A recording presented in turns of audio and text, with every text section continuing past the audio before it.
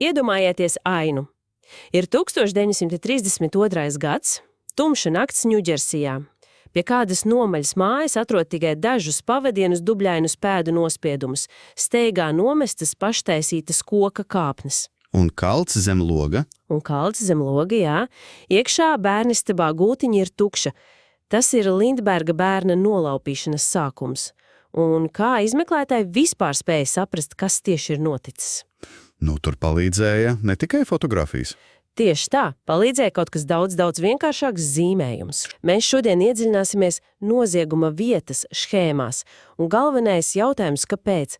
Kāpēc vienkārši zīmējums joprojām ir tik neticami svarīgs? Īpaši laikmetā, kad mums visiem kabatā ir augstas izšķirtspējas kameras un izmeklētājiem ir 3D lāzerskaneri. Jā. Tāpēc šodienas misija, balstoties uz kriminālistikas rokas grāmatām un arī vēsturisku lietu analīzēm, ir saprast, kā izmeklētāji pārvērš hausu skaidrā stāstā. Labi.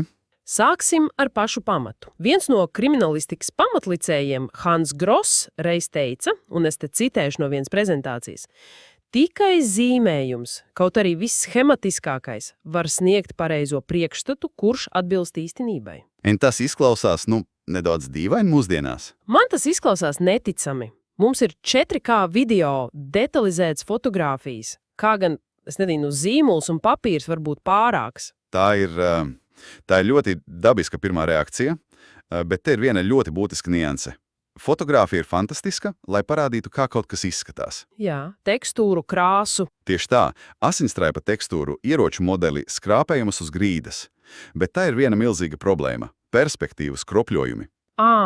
Platļaņķa objektīvs liks istabā izskatīties lielākai nekā tā ir. Teleobjektīvs savukārt saspiež telpu, un objekti izskatās daudz tuvāk viens otram. Vārdu sakot, fotogrāfija melo par attālumiem. Es nedaudz joprojām šaubos. Fotoaparāts taču fiksē realitātu objektīvi, vai ne? Savukārt schēma, to zīmē cilvēks. Tātad tā jau ir interpretācija. Jā. Vai te nav milzīgs risks, ka izmeklētājs varbūt pat neapzināti uzsver kādas detaļas un ignorē citas, un jau pašā sākumā ievieš neobjektivitāti? Tas ir lielisks jautājums, un tas noved pie pašas schēmas gūtības. Tās mērķis nav būt mākslas darbam. Labi. Vai interpretācijai. Tās mērķis ir fiksēt attiecības starp objektiem. Tā ir precīza, uz mērījumiem balstīta notikuma vietas ģeometrijas karte. Tātad tie nav konkurenti, fotogrāfija un schēma? Nē, drīzāk partneri. Fotogrāfija parāda, kas atrodas notikuma vietā, bet schēma parāda, kur tas atrodas attiecībā pret visu pārējo. Tā atbild uz jautājumiem, cik tālu ierocis bija no upura. Vai liecinieks no sava loga tiešām varēja to redzēt? Tieši tā. Un uz šiem jautājumiem fotogrāfija ļoti bieži vienkārši nespēja atbildēt. Tātad tas ir tāds kā komandas darbs. Fotogrāfija ir detaļu speciālists, bet schēma ir stratēģis, kas redz kopbildi. Bet kā šī kopbilde top? Es iztēlojos to haotisko nozieguma vietu, kā no tā visa rodas tīrs saprotams zīmējums. Process sastāv no 2 galvenajiem soļiem, un viss sāks ar to, ko sauc par uzmetumu jeb rough sketch. Uzmetums. Tas ir pamats. To zīmē turpat, notikuma vietā, bieži vien ar zīmolu uz papīra vai planšetē. Un tas vārds uzmetums ir ļoti precīzs, tas nav skaists. Melnraksts. Jā, melnraksts. Tas parasti nav mērogā. Un tā galvenais mērķis ir tikai viens – savārt pilnīgi visus datus. Tātad tas ir kā izmeklētāja piezīmju blociņš tikai vizuālā formā. Kas tieši tur tiek atzīmēts? Tieši tā, tas ir pilns ar precīziem mērījumiem, piezīmēm, apzīmējumiem, bultiņām. Un tajā ir jābūt vairākām obligātām lietām. Pirmkārt, tā administratīvā informācija. Lietas numurs, datums. Jā, lietas numurs, datums, laiks, adrese, pat laikapstākļi, ja tas ir svarīgi. Otrkārt, pati diagramma, kas parāda telpas aprīpes. Un treškārt, pats svarīgākais – visu būtisko objektu un pierādījumu precīzi mērījumi. No vismaz 2 punktiem, ja? No vismaz 2 nekustīgiem fiksētiem punktiem. Un beigās, protams, obligāti jāpievieno leģenda, kas paskaidro apzīmējumus, un kompass, debespuses. Labi, es labi iedomāties šo ar cipariem un līnijām pārblīvēto lapu, bet es nespēju iedomāties, kā advokāts kaut ko tādu rāda zvērinātajiem tiesā. Nē, noteikti nē. Kā šis nekārtīgais, bet vitāli svarīgais zīmējums pārtop par nopulētu pierādījumu? Lūk, te parādās otrais solis – gala schēma, tā sauktais final sketch. To parasti veido vēlāk, birojā, izmantojot datorprogrammas. Kādas? Visbiežāk tā ir CAD, jeb datorizētās projektēšanas programmatūra. CAD – tā ir tā pati programma, ko izmanto arhitekti un inženieri, lai projektē ēkas un tiltus? Tieši tāpat. Un iemesls ir acīm redzams, tā ļauj sasniegt perfektu precizitāti un mērogu. No tā pirmā uzmetuma tiek paņemti visi skaitļi, visi mērījumi, bet gala schēma tiek attīrīta no visa liekā. Tātad mērķis ir izvairīties no tās netīrības. Jā, no detaļu pārbagātības. Droši vien ir dažādi skatu punkti, līdzīgi kā fotogrāfijā izmanto dažādus objektīvus. Precīzi. Skatu punkta izvēle ir atkarīga no tā, ko mēs gribam parādīt. Visizplatītākais ir skats no augšas, tā sauktais bird's eye view. Skaidrs. Tas ir kā skatīties uz leļu māju bez jumta. Tas ir tas klasiskais Cluedo spēles galda izkārtojums, vai ne? Kurš bija kurā istabā ar kādu ieroci? Jā, tas ir ideāls salīdzinājums. Tas sniedz vislabāko kopējo priekšstatu. Telpas plānojumu, mēbeles, uz grīdas esošos pierādījumus. Lielākā daļa piemēru, ko redzam avotos, ir tieši šādi. Bet ar to droši vien nevienmēr pietiek. Reizēm nepietiek. Ja, piemēram, ložu atstātās pēdas ir sienā, skats no augšas neko daudz neparādīs. Tad izmanto skatu no sāniem, jeb elevation sketch. Tātad skats uz sienu? Jā, tas parāda vertikālas virsmas.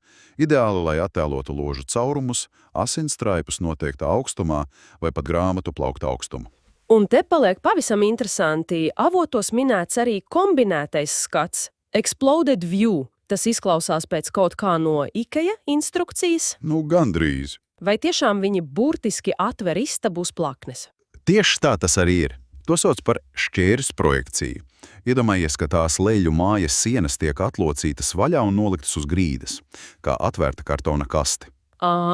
Šis skats ļauj vienā diagrammā redzēt gan to, kas ir uz grīdas, gan to, kas ir uz visām 4 sienām. Tas ir ļoti noderīgi, ja pierādījumi ir izkaisīti. Piemēram, lode vienā sienā, asinis uz otras. Un upuris uz grīdas. Viss ir redzams vienā, visaptverošā attēlā. Un, protams, 21. gadsimts. 3D schēmas. Vai tās ir tā nākotne, kas ļauj virtuāli pastaigāties pa noziegumu vietu? Jā, arvien biežāk. Datorprogrammas un lāzerskaneri ļauj izveidot precīzu virtuālo notikuma vietas modeli. Tas vairs nav plakans zīmējums. Tātad var skatīties no jebkura leņķa? Tiesnesis un zvērinātie var burtiski ieiet telpā, mainīt skatpunktus. Tas var būt nenovērtējumi, lai atbildētu uz to jautājumu, vai liecinieks tiešām varēja redzēt notikušo no vietas, kur apgalvo, ka stāvējis. Un 3D modelis var sniegt atbildi. Labi, bet visu šo skatu punktu un schēmu pamatā ir precizitāte. Tu jau teici, ka viss tiek balstīts uz mērījumiem, bet kā tieši viņi to dara? Skaidrs, ka tas nenotiek mērot soļos vai uz aci? Noteikti nē. Te ir svarīgi atšķirt schēmas zīmēšanu no kartēšanas. Kartēšana, jeb mapping, ir pats mērīšanas process. Tam ir vairākas pārbaudītas metodes un izvēle ir atkarīga no situācijas. Telpās un ārā droši vien. Jā, būtībā ir metodes darbam telpās un metodes darbam ārā. Sāksim ar telpām. Pieņemsim, ir standarta taisstūra istaba. Kāds ir vienkāršākais veids? Vienkāršākais ir taisstūra koordinātu sistēma.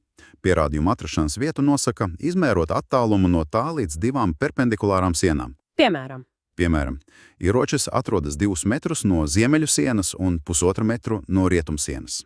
Ātri un vienkārši. Tas izklausās vienkārši, bet arī nedaudz riskanti, ja mēra tikai uz vienu punktu, teiksim, ieroču vidu. Tas taču varētu būt pagriezts jebkurā leņķī. Protams. Un tiesas zālē apmēram pareizi varētu būt katastrofa, vai ne? Precīzi. Tāpēc šī metode nav pati precīzākā. Daudz robustāka un arī populārāka metode iekštelpām ir triangulācija. Triangulācija? Jā.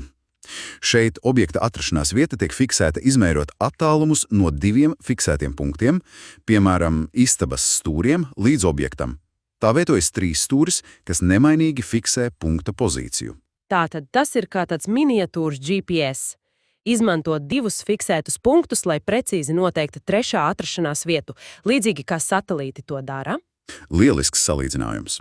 Un, lai fiksētu ne tikai atrašanās vietu, bet arī orientāciju, piemēram, tam pašam ierocim, mēra 4 attālumus no katra stūra uz 2 dažādiem punktiem uz ieroča. Piemēram, stobra galu un roktura apakšu. Tieši tā, un tas pilnībā nofiksē objektu telpā, neļauj tam kustēties. Labi, bet ko darīt ārā? Pļavā vai mežā, kur nav sienu un stūru no kā mērīt? Šādām situācijām ideāli piemērota ir bāzes līnijas metode. Tiek izvēlēts sākuma punkts, un no tā tiek novilkta taisna bāzes līnija. Kas ir tā līnija? Mērlente. Visbiežāk gara mērlente, un pēc tam visi objekti tiek mērīti taisnā 90 grādu leņķī pēc šo līniju. Tātad tu būtībā radi savu sienu ar mērlenti. Un kas notiek, ja nozieguma vieta ir milzīga?